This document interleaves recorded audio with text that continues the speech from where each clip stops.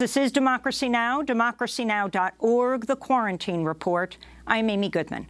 We're broadcasting from the epicenter of the pandemic, New York City. As the death rate from the coronavirus pandemic continues to accelerate, with more than 2 million confirmed infections worldwide and at least 127,000 deaths, President Trump said Tuesday he would cut off U.S. support for the World Health Organization. Speaking from the Rose Garden, Trump sought to shift blame for his administration's disastrous handling of the pandemic onto the UN Public Health Agency, accusing the WHO of helping China to cover up the spread of the coronavirus when it emerged late last year. The world depends on the WHO to work with countries to ensure that accurate information about international health threats is shared in a timely manner. And if it's not, to independently tell the world the truth about what is happening. The WHO failed in this basic duty and must be held accountable. Trump's decision sparked international outrage and condemnation. Richard Horton, editor-in-chief of the Lancet medical journal, tweeted, "President Trump's decision to defund WHO is simply this, a crime against humanity. Every scientist, every health worker, every citizen must resist and rebel against this appalling betrayal of global solidarity." The American Medical Association's president, Patrice Harris, called on Trump to reconsider the cut, saying, quote, "Fighting a global pandemic requires international cooperation and reliance on science and data," she said. The global anti-poverty organization, Oxfam America, said the cut slash, quote, "any hopes for the responsible international cooperation and solidarity that's critical to save lives and restore the global economy." This comes as a new Oxfam report estimates the pandemic's economic fallout could push more than 500 million more people into poverty. For nearly 3 billion people already living in poverty and facing malnutrition, the virus could be deadly. In all, it estimates half of the world's 7.8 billion people could be living in poverty in the virus's aftermath. The report's called Dignity, Not Destitution, an economic rescue plan for all, to tackle the coronavirus crisis and rebuild a more equal world. For more, we're joined by Oxfam America's Vice President, Paul O'Brien. Welcome to Democracy Now! Let's begin with President Trump. In the midst of this pandemic, where the U.S. is the epicenter of the world's pandemic, more deaths than any other country in the world, President Trump announces he's ending support for the World Health Organization. Paul O'Brien, your response. Thanks for having me on. It was pretty shocking to hear that last night. We had predicted last week that the number of deaths from coronavirus could be as high as 40 million over the coming period. So we're already in crisis, but it could get significantly worse. President Trump has his Treasury Secretary talking to other G20 finance ministers today, and what that leader needs to be able to show is America's role in leading multilateral cooperation. And at the same time, he's announcing that he's going to cut the legs off the World Health Organization, thereby undermining his own attempt to show global leadership. It was profoundly self-destructive for U.S. leadership. It's profoundly harmful for our world, and it seems to be nothing other than short-term blame shifting and scapegoating in order to distract people from the failures of this administration to properly lead on the issue. But its consequences could be devastating for people. Paul O'Brien, there are many critics of the World Health Organization, but across the board now, with President Trump announcing that he is cutting the funding for this organization, the U.S., the largest funder of the World Health Organization, explain what this organization does and why it is so critical. And with President Trump so deeply concerned about what's happening in the United States, one would think why what happens in the rest of the world makes an enormous difference to what will happen in this country. Well, as you say, New York is the epicenter of the crisis. The U.S. is now facing more deaths per day than has been seen. We are facing our own health crisis here. We're also facing our own economic crisis here. Just at the same time, you've got 17 million new unemployed in the United States. And even before this crisis started, you had 40% of Americans didn't have $400 to their name for an emergency, and then the crisis hits. So you've got a health crisis and an economic crisis here. You've got that in many ways even worse in many of the communities that Oxfam works in. We work in 90 countries around the world, including the United States. But you've got this health and economic crisis coming at the same time. You've got a World Health Organization whose job it is to convene leaders to make sure that the response is coordinated and evidence-based, is based on science, and that there is a truly global response to a global pandemic. So apart from the financing of the organization, the leadership and the moral authority of the organization to be able to drive global consensus to respond to this health and economic crisis is absolutely critical. And for President Trump, the world's most powerful politician, to stand on a stage yesterday for whatever reason he had, and to attack them in order to blame shift, undermines their ability to get that global consensus at a critical time. So this act in itself could have profound repercussions for many of the people that we see as particularly vulnerable in the United States and around the world.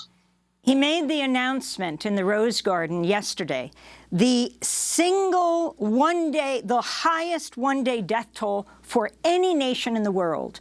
2,228 people died of COVID-19. That's the United States. Talk about the rest of the world where perhaps where COVID-19 hasn't hit as hard yet, mainly, for example, in Africa, and what the World Health Organization means particularly for these areas of the world, the most vulnerable. Right. Well, the whole world is vulnerable. We think particularly when you look at the combination of bad health systems or weak health systems and economic vulnerability, three areas are at greatest risk: sub-Saharan Africa, North Africa, and the Middle East.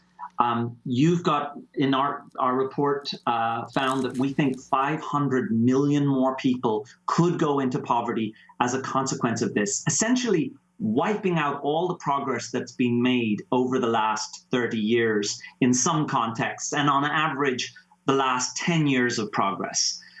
Women are going to be, as is so often the case, facing the brunt of much of the consequences of this. In Bangladesh, for example, 1 million garment workers were laid off from their jobs. 80% of them are women. In Kenya, flour factories just shut down. 30,000 people sent home. Most of them are women. We don't have enough protections in the United States because we haven't addressed the problems of chronic extreme inequality. But when you look at what's going on outside of the United States, where 80% of the people of the workers on the planet Earth have no health insurance, 2 billion people are in the informal economy.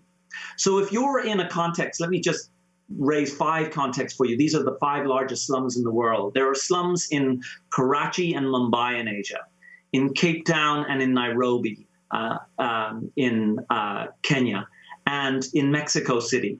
Those 5, they're the largest single slums in larger cities, have 5.7 million people.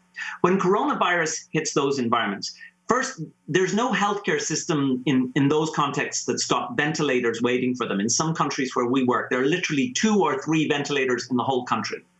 But economically, people are living in close quarters. There's no physical distancing possible. They get no sick pay. Their economies are being shut down. They're being told stay in place. They're not able to trade. They're not able to access goods. In many contexts, their borders are now not allowing food if they're net importing countries. So we have an economic crisis that is potentially coming along with a health crisis that is going to be profoundly harmful for many people and potentially destabilizing in ways that we will all face the consequences of. Your report is called Dignity, Not Destitution, an economic rescue plan for all.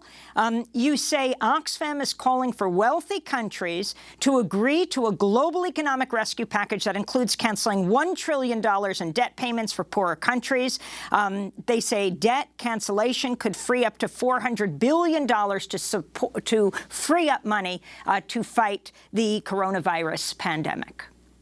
Yeah, there are ways forward, and this is an incredibly important week, and today is an important day. You've got ministers of finance, the G20 is meeting, and ministers of finance from the 189 countries are meeting to ask and answer the question, what can they do collectively to address the economic fallout of this crisis? You reported what's going to happen to the global economy. We think there are three ways forward, and we're calling on these governments to work together to show the kind of multilateral leadership that President Trump failed to show last night. The first, as you mentioned, is debt. We've seen some early movement this week. Yesterday, we got the beginnings of good news in that the G7 supported some debt suspension, and the IMF agreed to a debt moratorium and put in place some debt relief packages for 25 countries. That's a start. It's nowhere near enough.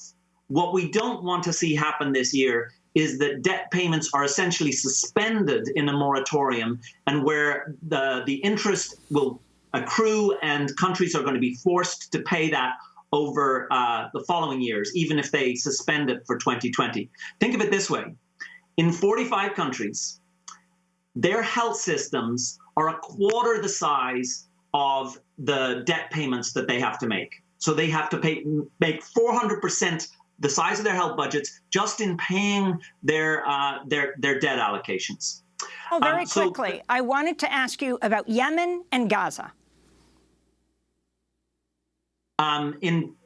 From which perspectives? Both, because both of them are now facing both health and economic crisis. You've got in those contexts, and we work in both of those contexts with refugee populations and those who have been forcibly displaced to try and reduce the level of conflict. But as you know, I was in Gaza not long ago.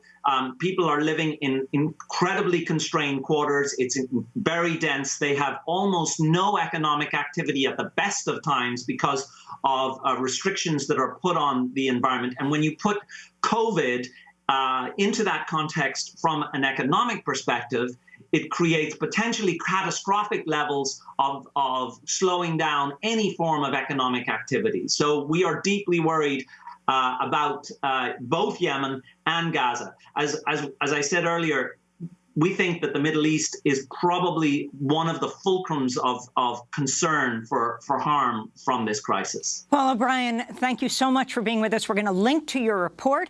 Paul O'Brien is Vice President of Oxfam America. The new report, Dignity, Not Destitution, an Economic Rescue Plan for All to tackle the coronavirus crisis and rebuild a more equal world. When we come back, we look at coronavirus in Indian country. Stay with us.